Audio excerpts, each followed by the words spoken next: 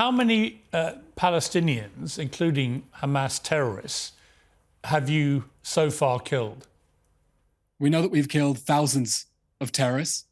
We know well, hang on. Let me ask you about that. So the Hamas-run health authority says it's over 14,000 people have now been killed. Of that, I mean, do you accept those numbers? Because they have been endorsed by other bodies, but do you accept that those numbers are fairly accurate? Historically, they have been. Hamas is the organization, the army of terror that on October 7th burned, beheaded, abducted people, and then lied about it to the entire international media. I understand that. So it is the opposite of a credible source. And I understand that, but do you accept, given that previous figures that they have given during the many years of this conflict about casualties have turned out to be pretty accurate, do you accept this is likely to be the range of people who've been killed? First of all, they haven't been proven accurate because historically Hamas never admits in the course of a war that its own terrorists are killed, and that only comes to light afterwards. I'll say what we know about the numbers, and we don't have exact numbers because, Piers, I can't tell you how many Israelis were murdered in the October 7th massacre because we still have dozens of body parts, dozens of body bags of unidentifiable human remains. So the idea that I can give you an exact number is not realistic, but here's what I can tell you. One, we know we've killed thousands of terrorists because our campaign has been targeting the monsters who perpetrated the October 7th massacre. How do you know they're terrorists? Two, we know... How do we know they're terrorists? How do you tell a Hamas terrorist from a Palestinian civilian who's not part of Hamas? Hamas is making it very difficult to do that because we know that it's So how do you know you've killed thousands of them?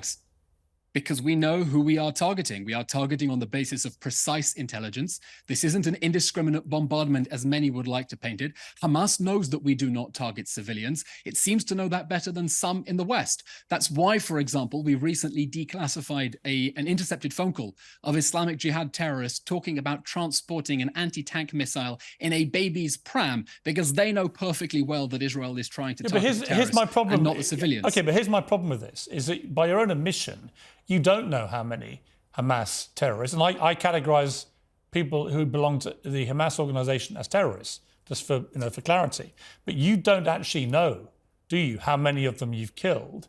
And by your own admission, just a few moments ago, you said that they make it incredibly difficult for you to work out who is a Hamas terrorist and who is a civilian. And that seems to me part of the problem that you have with the optics of this to the wider world, is that they're seeing horrible imagery all day long. I mean, it's just the worst thing I've ever seen all over social media. The worst thing we've ever seen were the atrocities that Hamas perpetrated on October 7th. I'm just saying, I've not seen, thankfully, I've not seen what many journalists have seen, which is the 45-minute film of that, and I understand it's absolutely horrific. And I'm not making any comparison. I would not say anything is worse than that. So, for the record, but the horrible imagery all day long, it is suggesting to people that there are thousands and thousands of women and a lot of children, maybe as many as 5,000 to 6,000 children now, have been killed by these airstrikes and now the ground attack. And I think the problem that you have, and I say this respectfully, the problem you have is that you don't actually know how many Hamas terrorists you're killing. I mean, if you're honest, you don't, do you?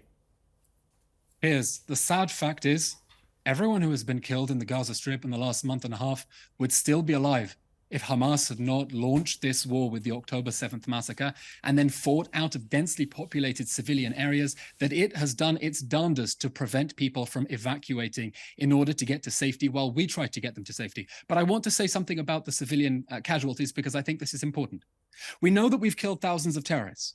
We know that Hamas is inflating the numbers. You don't actually know and that. we believe... But that's my problem with this. You say you have, but when I push you for the details, you don't have them. And that Piers, for me, I still that's the problem. Exactly how many Israelis were murdered in the October 7th massacre. I understand that. Because we're still and that's counting horrific. Bodies. No, but I agree with you. That is utterly horrific that you still can't determine how many people were killed that day because of the horrors that were perpetrated. You and I are in complete agreement. But nor do you know how many of these Hamas terrorists you're killing. It could be that vast numbers of them, and we think there are around 35,000 perhaps in total, that vast numbers of them either disappeared into the tunnels and have been safely there ever since, or simply went south with the million or more Palestinian supposed civilians that went down there. Maybe a lot of them infiltrated that group and are down in the south. You don't actually know, do you, for sure? Yes, during the Afghanistan war, and I believe your brother, a real military hero, fought in that war, British military spokespeople could not have given you a running commentary in real time about exactly how many Taliban fighters were killed. During the Second World War, and I know your grandfather was a war hero who fought the Japanese to liberate Burma, the British Army could not have given a running tally of how many civilians were killed there or how many Japanese were being killed. These are facts that become clear when the fog of war clears. And what I can tell you is that when the fog of war clears, and the numbers become clear about the civilian to combatant ratio inside the Gaza Strip, and you compare that to other counterterrorism wars fought by Western armies, like the British in Afghanistan, like the British in Iraq, like the British against Islamic State, that ratio is going to prove very firmly the extent to which the Israeli army has gone to try to keep civilians on the other side safe from the consequences of their own leaders' reckless and evil and barbaric attempts to try to keep them in harm's way. Piers, every civilian casualty is a tragedy. Civilian casualties are a feature of every war, and they are a feature of this war that Hamas began and that Hamas is forcing us to but the reason I'm pushing you, reason I'm pushing you on it is simply because you say you've killed thousands of Hamas terrorists. And the reason I think this is such an important question is there have been reports that once this pause is over, that Israel intends to then attack in the south and may give further warnings to people that are out of certain areas, but will attack in the south and presumably destroy the areas that you attack there, as you have done in the north, making it almost uninhabitable for people to return to. And all of this is part of Operation Get Rid of Hamas.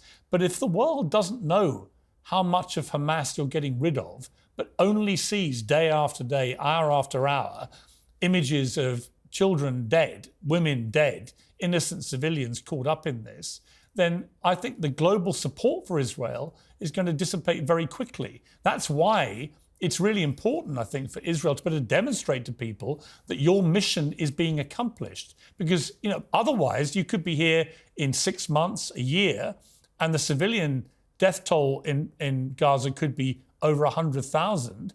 And we might be having the same conversation where you're still not sure how many Hamas terrorists you've killed. That's the problem, it seems to me. Piers, I'm slightly surprised by this question because in the fog of war, no country, no military in the history of warfare could ever give you an exact running tally. I'm not after an exact number. The casualties, but I'm saying we know that we are targeting Hamas. We know that we are targeting the monsters who perpetrated the October 7th massacre, and we know that we are trying to foil their strategy to hide behind women and children. And just this week, we've exposed the world the evidence of the bunkers that they built underneath the Shifa hospital that so many have spent so long trying to cover up and deny that Hamas is capable of using that strategy of human shields. Let me ask you, what happens, assuming this war ends, and please God it ends sooner rather than later, but assuming it ends, Benjamin Netanyahu has said he intends to effectively occupy, for Israel to occupy Gaza for security reasons indefinitely. Well, that's really what he said, indefinitely. That is you would be in charge of security. I mean, you're already in charge of a lot of their food, their energy, their water. If you start adding security as an umbrella, basically you're occupying Gaza. That is not anything that anybody wants outside of, it seems to me, him and his cabinet. I mean, it's not what you would want, is it? No, Piers. Israel does not want to occupy the Gaza Strip, and that is why 18 years ago Israel left the Gaza Strip. So why would he say he wants to do that indefinitely for security reasons?